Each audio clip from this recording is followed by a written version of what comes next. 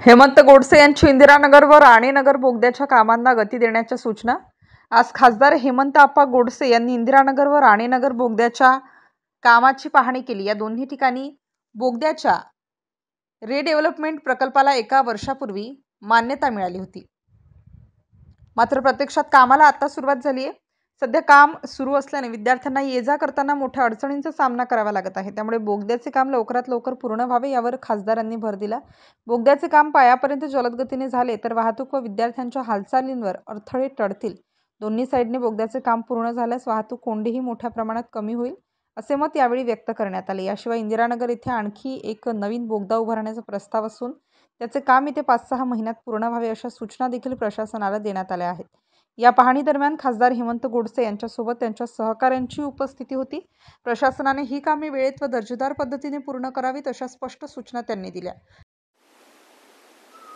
आज राणीनगर व इंदिरानगर या दोन्ही बोगद्यांचा काही रिडेव्हलपमेंटसाठी काही मान्यता गेली 1 वर्षापूर्वी मिळाली। त्याचं खऱ्या अर्थानं आज या ठिकाणी काम सुरू होतंय।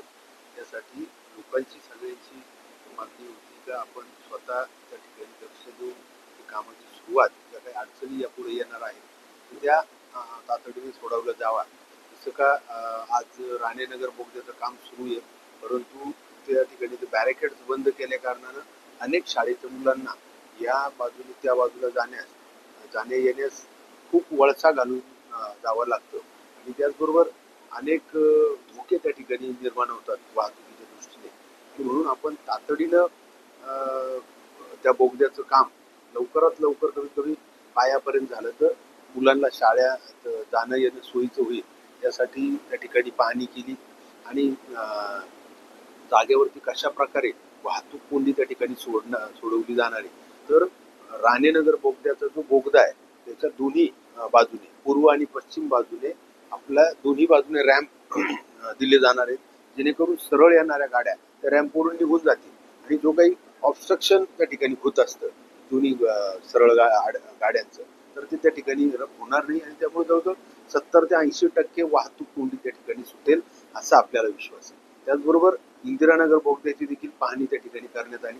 इंदिरानगरला जो बोगदा आहे त्याचा पुन्हा एक बोगदा त्या ठिकाणी वाढवण्यात येणार आहे आणि त्याचबरोबर त्या साईडला देखील दोन्ही बाजूने, पूर्व आणि पश्चिम बाजूने त्या ठिकाणी रॅम्प टाकले जाणार आहेत, जेणेकरून सरळ ज्या गाड्या येतील त्या डायरेक्टली निघून जातील आणि तिथं देखील जो काही क्रॉस त्या ठिकाणी गाड्या येत असतात, क्रॉस होत असतात, तो मला असं वाटतं का तो देखील 70 ते 80% तिथली देखील वाहतूक कोंडी त्या ठिकाणी सुटली जाणार आहे।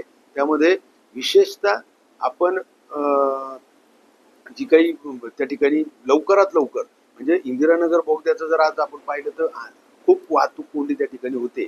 1 मिनिटामध्ये शेकडो गाड्या त्या ठिकाणी उभ्या राहतात आणि म्हणून ते काम करत असताना त्याची वाहतूक कोंडी सोडवण्यासाठी आणि ते काम तातडीनं 4-6 महिन्यामध्ये कसं पुन्हा उभं राहील यासाठी देखील चांगल्या प्रकारचा टाइम शेड्यूल्ड प्रोग्राम त्या ठिकाणी करावा असं देखील आदेश त्या ठिकाणी प्रशासकीय अधिकाऱ्यांना त्या ठिकाणी आरोला देण्यात आलेले। मला असं वाटतं का निश्चित हे दोन्ही बोगद्यांमुळे आपल्या नाशिकची वाहतूक अतिशय। स्टार न्यूज साठी मोहसिन पठाण,